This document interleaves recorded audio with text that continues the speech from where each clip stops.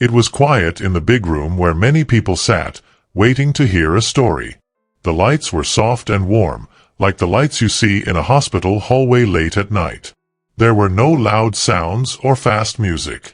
Everything felt calm, like a cozy night when someone is about to tell an important story. Keanu Reeves was there. He was a man many people knew from movies. He was famous for being in action films like The Matrix. He could jump high, fight bad guys, and save the world on screen. But today, he wasn't playing a hero.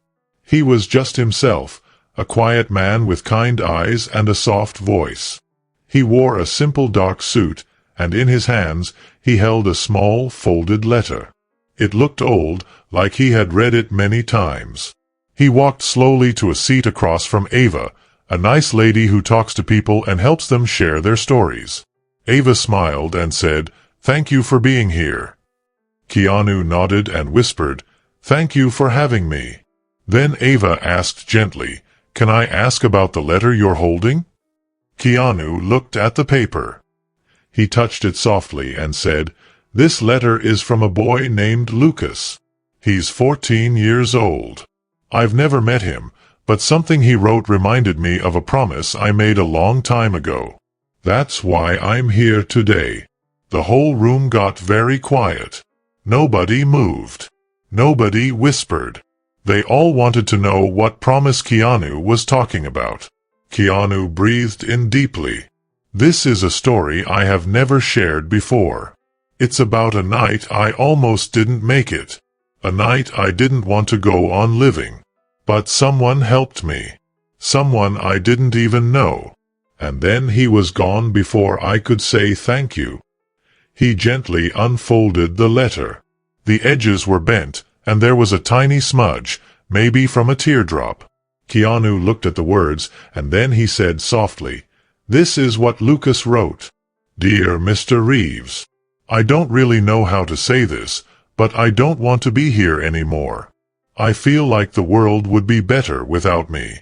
Then I saw a video about how you helped a stranger once, not because they knew who you were, just because you were kind. And I thought, maybe I'll try one more day." Keanu's voice was soft and careful, like he didn't want to break the letter. He continued. Lucas ended his letter by saying, "I don't know if you'll ever read this, but thank you for saving someone you've never met." Keanu folded the letter again and held it close. "I never answered Lucas's letter," he said. "I didn't know what to say. But now I think I do." Ava leaned in a little, listening with her heart. "For most of my life," Keanu said, "I thought being strong meant not talking about your pain. I thought I had to stay quiet and hide my feelings. But Lucas reminded me, maybe the thing we're most afraid to say is the very thing someone else needs to hear." He looked at the people in the room, and he looked into the camera. "So I'm going to tell the story of the night I almost didn't survive. Because maybe, just maybe, someone out there needs to hear it. Just like I needed someone that night." Clapperboard. Keanu sat back. He closed his eyes for a second, like he was going back in time.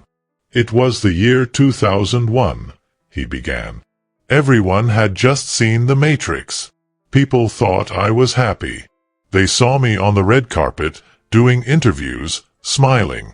But they didn't see what happened after the lights went off." He took a deep breath. "That year, something very sad happened. My baby daughter was born too early. She didn't make it.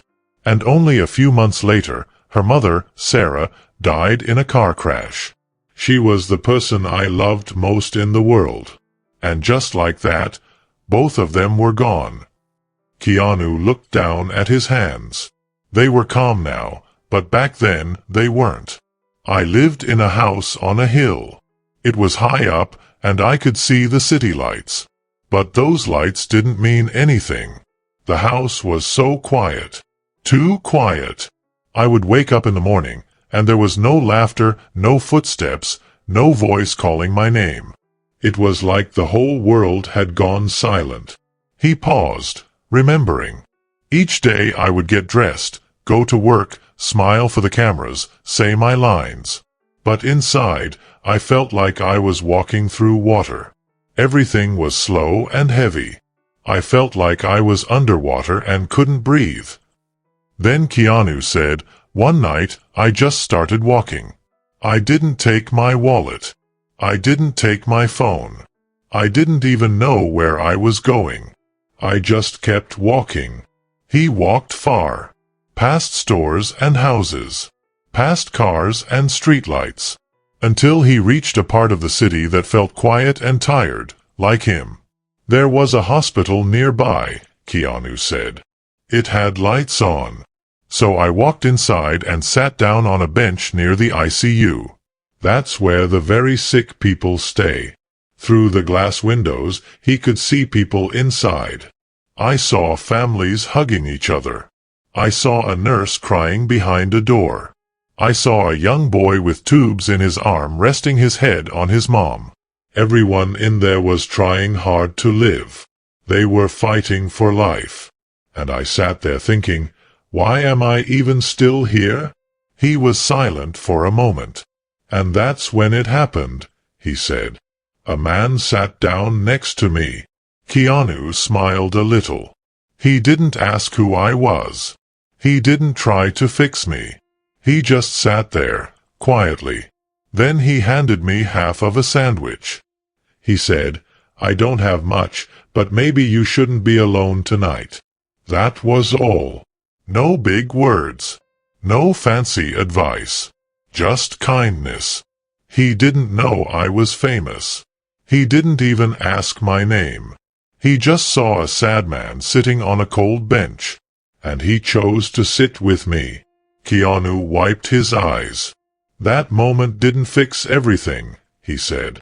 But it was a start. It reminded me that I wasn't completely invisible. That someone saw me. And that maybe, just maybe, I could keep going for one more day. The room was still. No one moved. Even the cameras were quiet. Keanu looked into the lens. "So, Lucas, if you're watching this, I want to say something to you. You're not alone. I see you. I hear you. And even though we've never met, I want to thank you for reminding me why I'm still here. Your letter helped me, just like that man helped me so long ago." He smiled gently. To everyone watching, remember, you don't have to be a superhero to save someone. You just have to care. A kind word, a quiet sit, even half a sandwich. It can make a big difference. And with that, Keanu closed his eyes, let out a deep breath, and the lights dimmed, leaving behind a soft, warm glow, just like the light in a hallway where someone is waiting to be seen and loved. He smelled a little like old rain and a bit like smoke. But he felt calm, like a big tree in the wind. He didn't ask Keanu what his name was. He didn't ask why Keanu was sitting alone. He just reached into a squishy plastic bag, pulled out half a peanut butter and jelly sandwich, and held it out. He didn't talk at first. Just nodded, like he was saying, "It's okay. You don't have to tell me anything." Keanu took the sandwich without thinking. They sat there quietly for a long time. The lights above made a soft buzzing sound. Far away, machines in the hospital went beep-beep behind closed doors. "I think he saw me," Keanu whispered. "Not the movie stars me. Not the sad me. Just me, the one who felt like I had nothing left to give." After a while, the man spoke. He didn't say it loudly. Just enough so the moment felt special. "You don't look like you belong here," he said. Keanu answered very softly, "Maybe I don't belong anywhere." The man nodded and looked straight ahead, like he was thinking about something far away. "I lost my son," he said. "He was strong and smart. But then one day he had a headache, and 6 months later, he was gone." Keanu looked at the man. His voice wasn't angry. It just sounded tired. "I sat right where you are now. I thought about ending everything. But someone came and sat beside me. They didn't talk. They just Saturday. He looked at Keanu, his eyes kind. So I decided that's what I would do. I would find people sitting alone, and I would sit with them.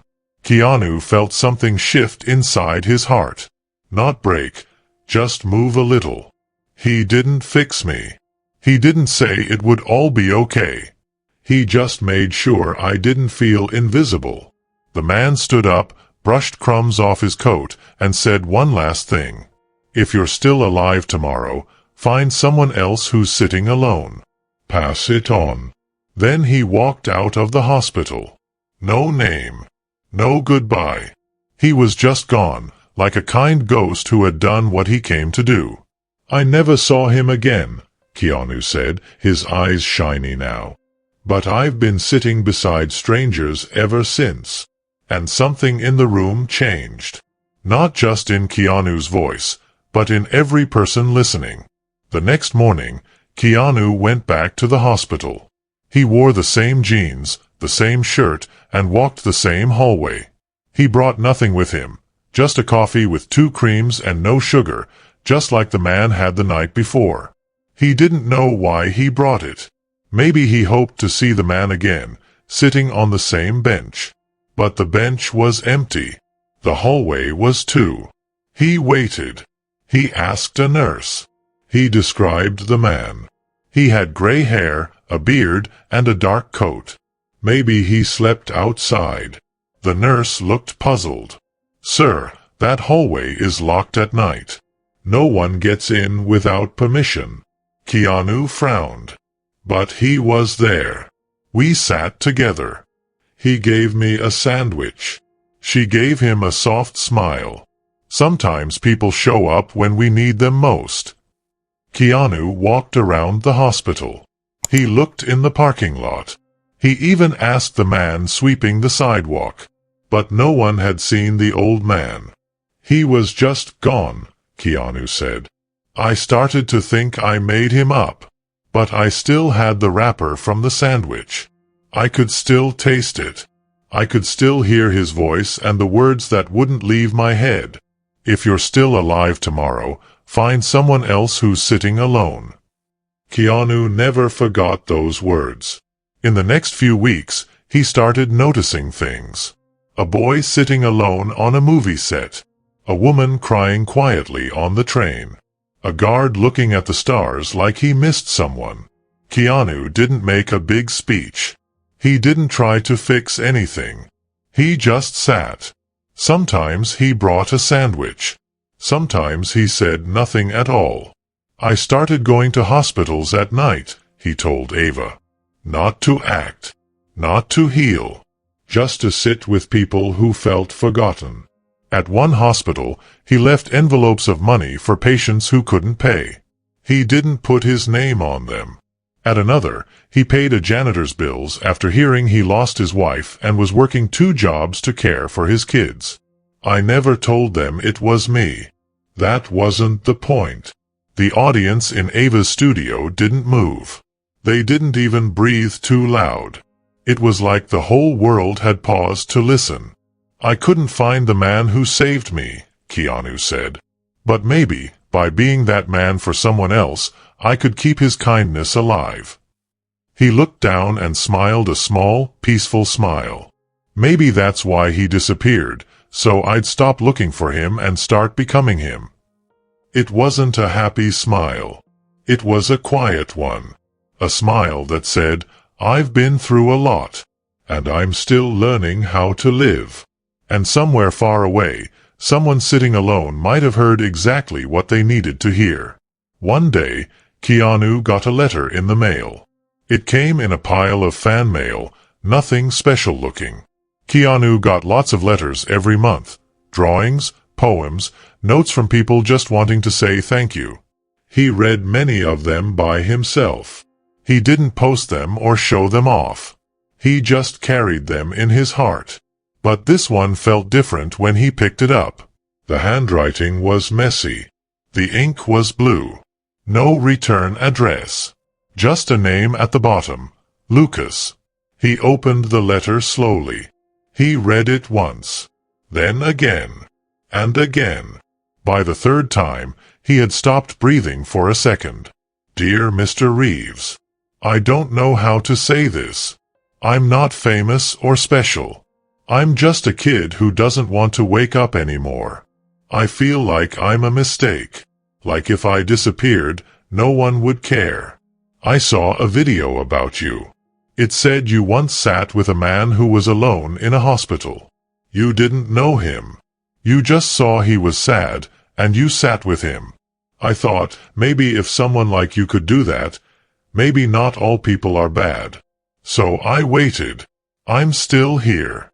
I don't know if that's good or bad, but I just wanted to say thank you for saving someone you've never met. Keanu stared at the letter for a long time. The words looked fuzzy, not because the paper was old, but because his eyes were full of tears. I didn't know what to do, he told Ava, his voice finally shaking. I've tried so hard to hide my pain. Not because I'm strong, but because I was ashamed.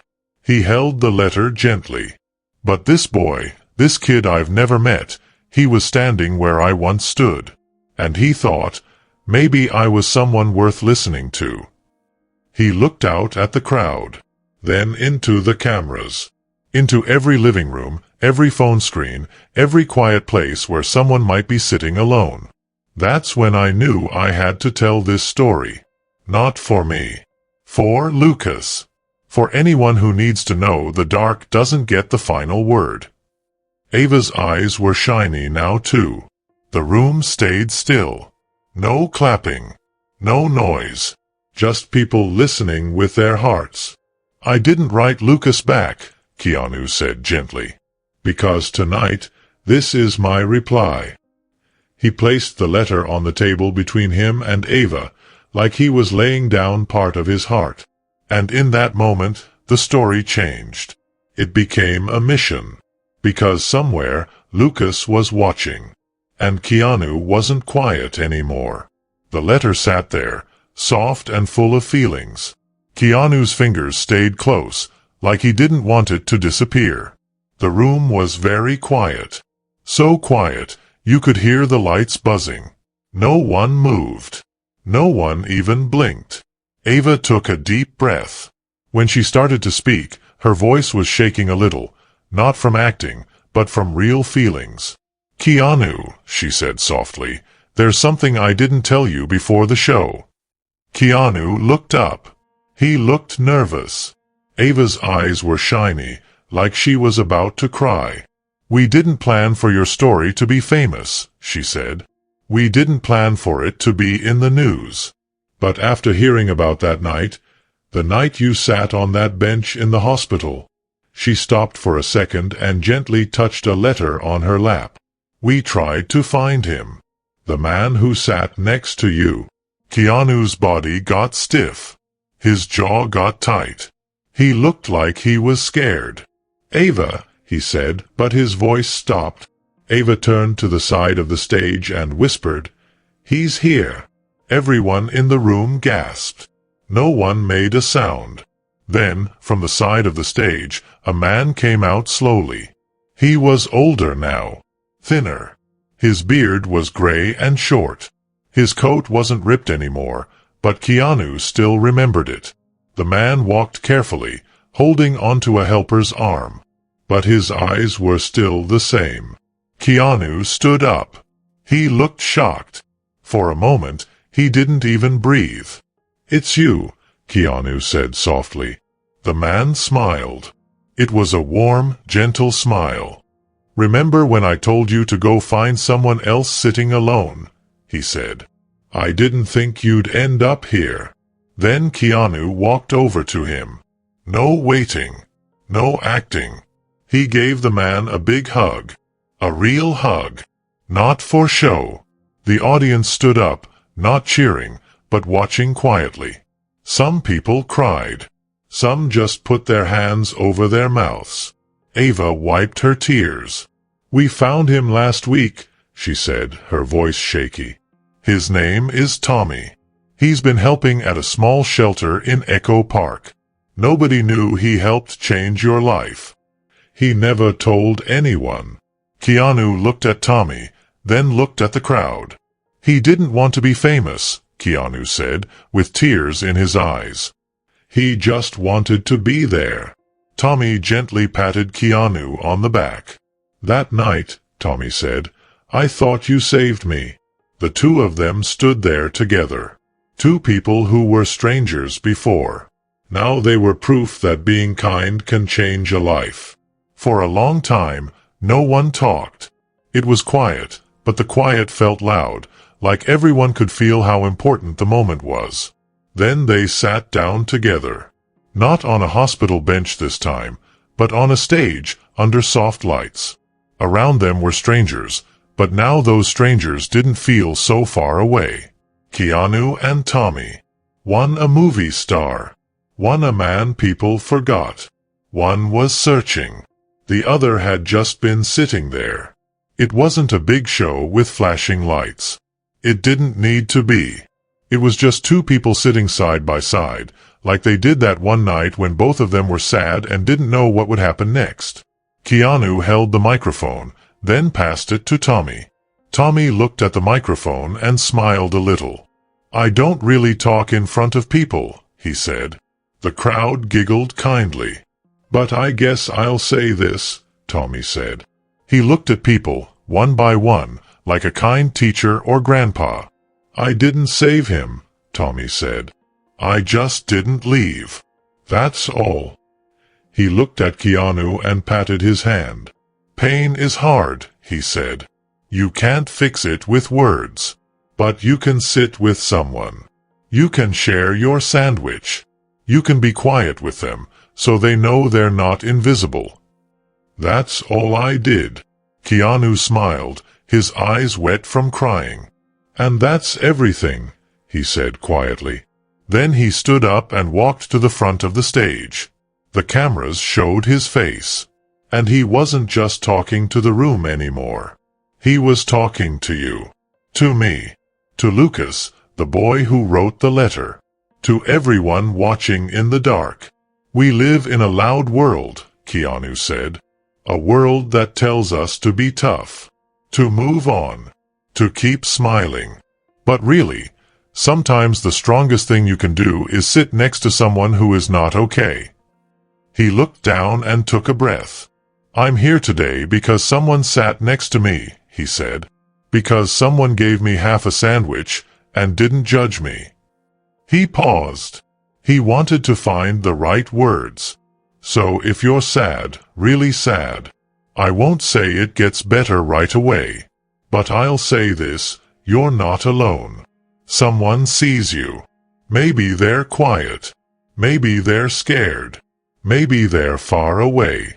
But they're real. He held up the letter from Lucas like it was a glowing light. Lucas, if you're watching, this is for you. You helped me. And you didn't even know it. The people in the crowd clapped, not loud and crazy, but with tears and love. The kind of clapping that doesn't go away when the show ends. The cameras turned off. Keanu sat back down beside Tommy. He didn't say another word. He didn't need to. They just sat together. Two men. One bench. One story that had already started helping others, even before it was told. Sometimes, just being kind, sharing a bench, sitting quietly, can help someone want to live. If you liked this story, tell me in the comments. Don't forget to subscribe for more fun adventures and mysteries. Thanks for watching. See you in the next video.